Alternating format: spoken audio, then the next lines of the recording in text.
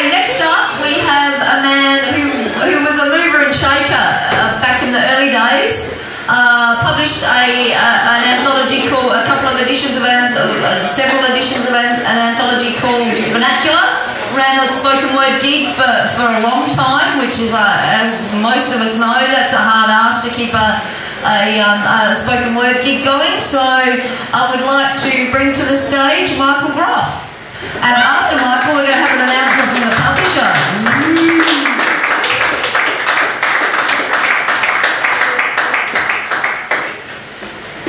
So yes, I used to do, wow, that's loud, some things. But it's been a long time, and that's why, I guess why it's called Resurrecting the Dead.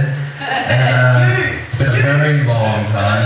And I got this phone call from Daniel maybe 2 months ago, though I didn't hear from him since then until yesterday.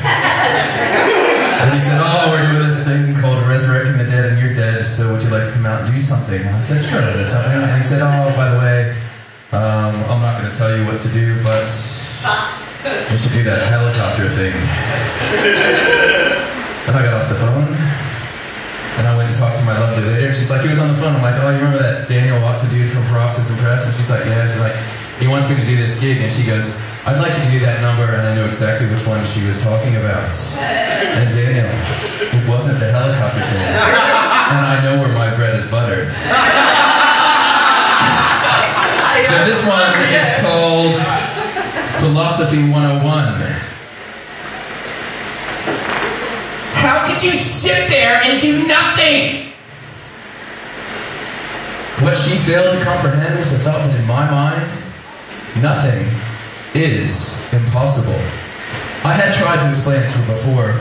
If I'm sitting there, I'm doing sitting there. My world is my world. Selfish? Absolutely. I guess you might call me an observer. That's how I sat there watching as a man hit another man repeatedly. Sure, people screamed for me to get up off my chairs and do something about it. And yes, I actually thought about the entire situation. I thought the other two men acting out their wills at the time. Still, for now, I was the asshole in her mind. If two men talk cordially in the street and I allow it to happen, guilt hardly attempts to come my way. But take those same two men and paint them fighting well. Suddenly I've attained a social responsibility to help the underdog. Oh yeah, I understand the sentimentality for hope and people's fleeting desire for control, but who am I to administer control? So I sat there, happily drinking the beer I had paid for, as a big man beat up a smaller man. I sat there, as many women shrieked and howled out in a lackluster attempt to build a comfortable home. I sat there, totally aware of all around me. The big man assured by his dominating power. The smaller one, grappling onto any sense of security, squirming as if to say sorry for all the beguiling sentiments he held towards big men. The two teeth, flying across the front edge of my table like sparrows in spring, they certainly caught my attention. Then again, the drool in the mouths of the hollering gawkers caught my attention more. Blood and death rarely scare me. People are the ones to look out for. I saw enough joy and hate in the eyes of the onlookers to fill my emotionless pockets for a while. My emotionless pockets. That's why I sit here in trouble with the people around me. How could you sit there and do nothing? If those two men had been more like me, this question would not be ringing off the inside of my beer glass as I poured upon my soul. Thank you.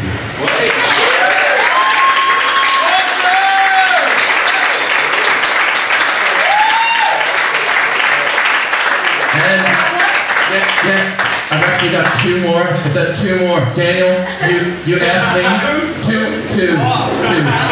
You asked me to do the helicopter one, and I promised you. Okay, I will. And then, since everyone's heard all this stuff, many of you have heard this stuff before. There's actually one you haven't heard before as well. But this one is called Helicopter on Eos. Anyone know where that is? Yes, I've been there once. Where is it? Greece. It's Greece. Yeah, it's an island in Greece. Helicopter on Eos. It was the next day. After a long last night, after waking up to the sound of a wretched old man with a foreign look but an all too familiar shake of the head and shading smile, he was sweeping all the junk from the floor of his bar onto the dirt road. I guess I had slept beside the road under the blaring stars once again, still waiting for that ride which just never seemed to come. I got up. The man pointed down the road as if to say, "Go back. Go back and join the rest of those tourist fools. Those fools who kept the inside of his Grecian pockets gleaming with Grecian gold." I knew where I was, and I knew where I'd come from. I just didn't know what last night was all about. I sauntered back to the tourist playground, jumped into the sea, and dried out on the sandy pebbles. On my way to get money for more beer, this lovely, topless woman ran up to me and said in simple I'm from Sweden English, "You were the helicopter man from last night?" "I'm what?" "The helicopter man." "What do you mean?" "You know," she said and proceeded to show me in sign. She put her hand down to her crotch, grabbed onto an imaginary cock and proceeded to swing her hand round and round with a massive grin between her cheeks. "You can show your helicopter to everyone last night." "I did. Oh, I'm sorry for that." "You should not be sorry. You are fun. We like you. You must come with us this night." "Okay," I said. And in my amazed mind, I suddenly realized two things of great importance. I knew what last night was all about, and I knew American women were not for me.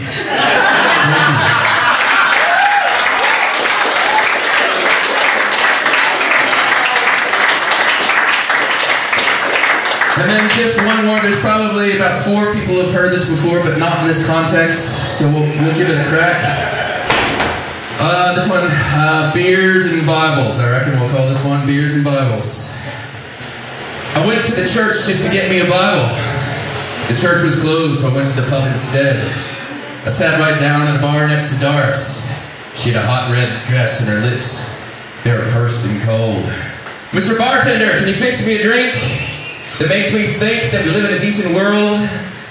He poured me a beer and said, "Listen here, son. The world is a whore that you can't afford to hold." I drank that beer, then I got me another. The buzz showed promise, so I got me a couple more. I was chatting up Doris. She was sipping on gin. I think that girl was a dirty, filthy whore. I went to the church just to get me a Bible.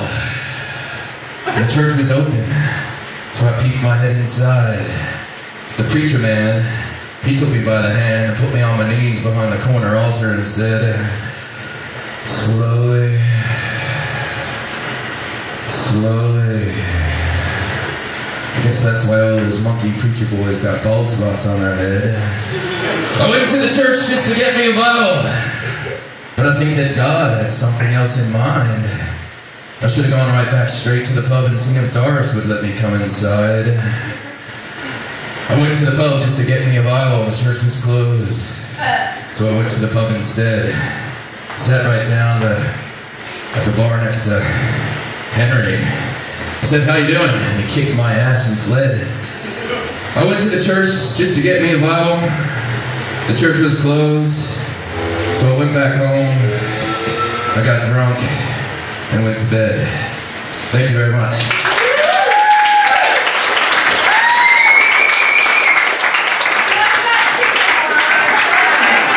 Please stay on stage, Michael. Very, very important here. Now, a couple of things I've got to say. And yes, okay, that's rubber chicken. Those who know what rubber chicken means, come on. I want it! Give your fucking voice. Bullshit, Michael, you're not rubber. Someone once did that for you. No, no one's going to give it up. The thing about this rubber chicken is back in the day,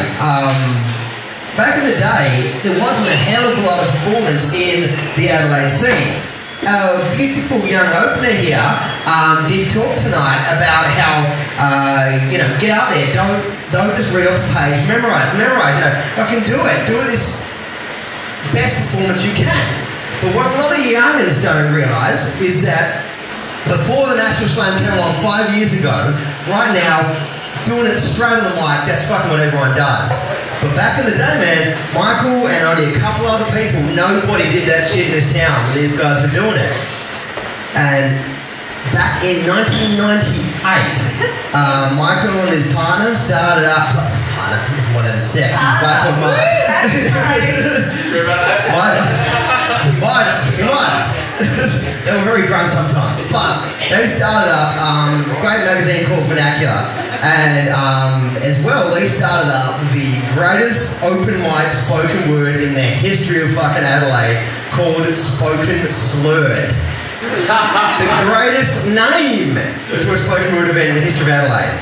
And because that is such a great fucking name, and because we'd be missing a little bit of the underground spoken word open mic in Adelaide, I would like, with permission of Michael, at the Squatters Arms, Spoken Slurred will be resurrected. To begin with, it will be quarterly. We'll have 4 in Adelaide. There will be a featured reader who will be fucking paid, and there will be a tour raffle, not for the rubber chicken, because Adelaide is out of rubber chickens. They bought them all. I'm not shitting you. They bought them all. But we will have a raffle, so if you come along, the open mic, you're going to get it. We plan to make this one of the cornerstones of the Adelaide live scene. Not only that, but Spoken Slurred will also have 2 gigs in Melbourne this year. Melbourne and Adelaide is crossing over, so everyone get on board, because we've been crossing over with Melbourne for a long time, but it's about bloody time we started making the border trip irregular. The end of the day, I have to say, man, you were the original fucking, hello, you were one of the original fucking people who were there doing it when we were, and you're still one of the best performers in Adelaide. Well done, Emil. Get on your knees. Get on your knees, son. I'm going to pass the torch. No. Karen. This torch, darling. This one. So I hereby give you permission to Unspoken Slurred and raffle off the higher score in the Chicken. Please give it up for Daniel. He's still doing it. Congrats to him, Karen.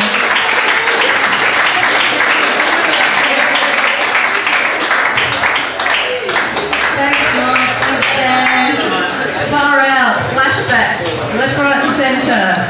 Talking about children, when I knew them first, I'd like to bring to the stage a man I am extremely jealous of. The first radio interview we did at 3D Radio, Ben got the call. What the fuck is this shit doing on my radio? I was so jealous. So he shocked at least one person enough to ring up 3D Radio. So hopefully he will entertain you tonight. Introducing Ben Kerbel.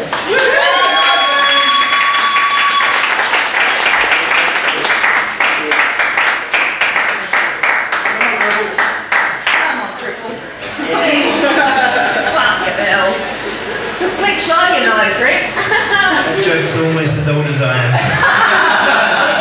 I'm just time, Benzis. Yeah, we still love it, though. Alright, I gotta say, I haven't read these pieces in quite a while, a few years, and